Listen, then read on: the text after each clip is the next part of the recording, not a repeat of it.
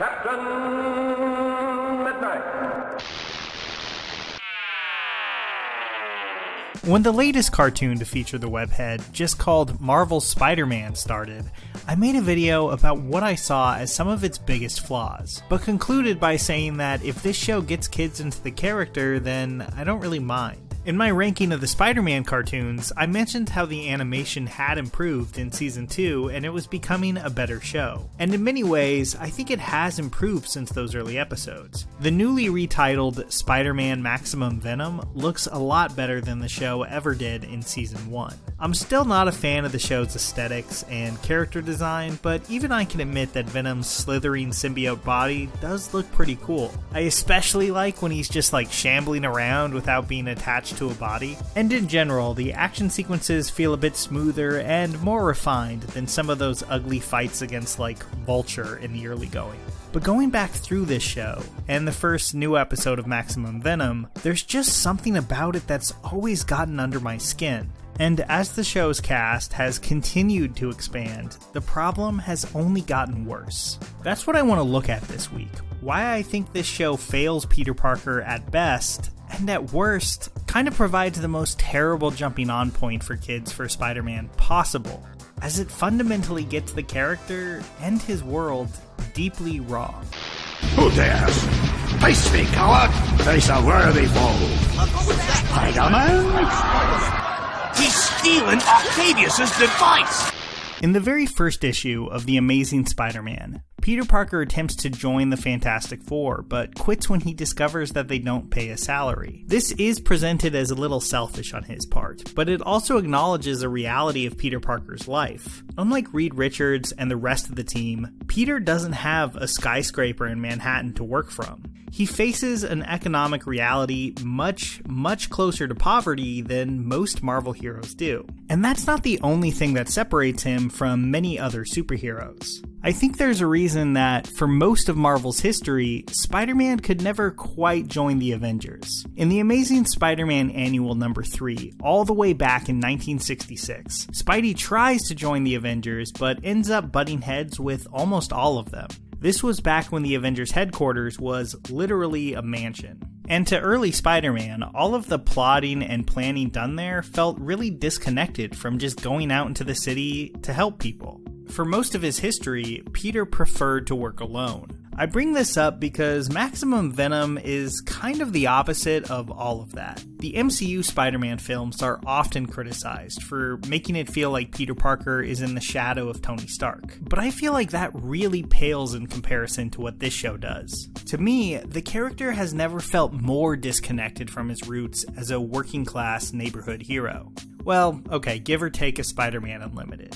But Spider-Man and nearly his entire supporting cast exist in this futuristic tech utopia that feels super disconnected from pretty much everything around it. Horizon High is what almost everything in this show centers around, and it's this shiny campus that looks like something Squidward saw in the future. And it's gotten to the point where Horizon High kind of feels like the real lead of the show. Adventures at Horizon High starring Spider-Man would probably be a more accurate name, as the school has become the center of basically everything in the show and has taken almost every character with it. Not so fast, Electro, because Spider-Man's back, and you'll need more than the city's power supply to take on Spidey's...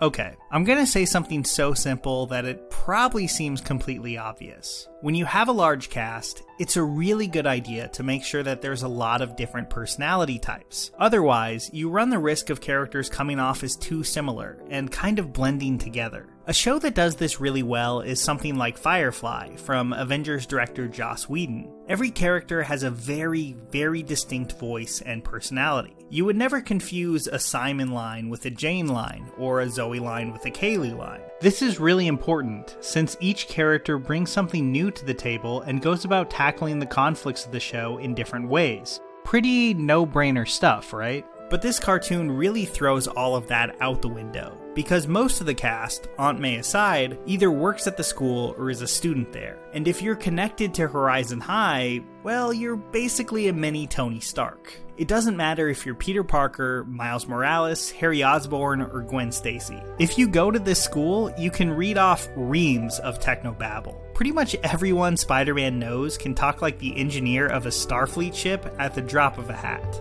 Of course, Peter Parker has always been a very science-minded person, and I don't even mind if they have a few more tech whiz types on the show too. But after a certain point, it starts to feel like every character's defining trait. You have all of these geniuses going to a high-tech, very rich-looking private school that only other geniuses get to go to. And pretty soon, the Spider-Man cast, which once featured characters from so many different backgrounds and walks of life, now feels totally homogenous. The characters just start to feel interchangeable, and maybe worst of all, there's something a little off and a little creepy about a Spider-Man who seems to only know and interact with people at this elite school. It really takes away from the everyman quality of the character. When you couple that with the fact that most of the problems in the show, like Venom breaking free and causing havoc in the city, are basically all Horizon's fault in the first place, things in this cartoon seem even weirder. Instead of being the friendly neighborhood Spider-Man,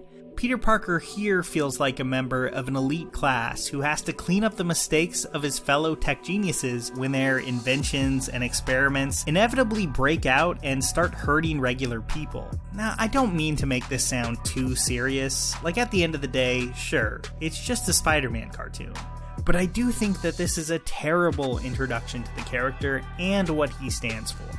Now, I'm sure there's plenty of people out there that watch the show and might think I'm being too harsh. Hasn't the show improved over the years? And in a way, I definitely agree. When it comes to villains and the storytelling, Maximum Venom was a big step up from Season 1, as was the Superior Spider-Man arc from Season 2. I think they're doing some legitimately good stuff there, and I'm interested to see where they could take its story now that there's this entire planet of Venoms involved. It would be really cool to see Null or another character inspired by Donny Cates' run on Venom. I don't want to take that away from the show, but for me, the heart of any Spider-Man story, especially a Spider-Man cartoon that's expected to introduce kids to the character, is Peter Parker himself. There's a lot of Spider-Man content out there. Decades of animated series, plenty of movies, even a video game that's one of the best of this generation. And of course, the comics themselves. So with all of that available, whether you're an adult or you're looking for an entry point into the character for a younger fan, I just don't see this ever measuring up to some of the other options out there, because this Peter Parker just doesn't feel like Peter Parker to me. I get that humor is highly subjective, and there's plenty of Spider-Man out there with really bad jokes in it, but this kind of takes it to a whole nother level. Don't let my new style fool you. I'm the one, the only, the original friendly neighborhood Spider-Man. Howdy, y'all! Now, if the jokes in this cartoon do land for you, that's great.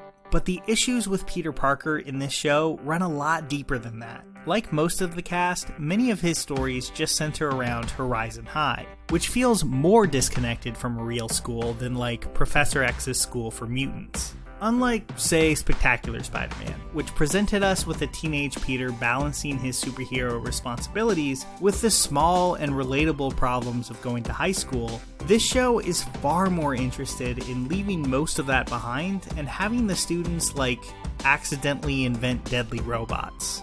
It feels so divorced from the kind of storytelling I love from a Spider-Man series. And compare this to the PS4 game. I didn't love every story choice that game made, but it absolutely nailed Peter Parker. He was a scientist, but a scientist that didn't feel like he existed in a bubble. There were characters like Miles and MJ who weren't tech experts, but had their own skills and viewpoints that he respected. In the world of this Spidey cartoon, if you're not a science genius, don't expect more than a line or two.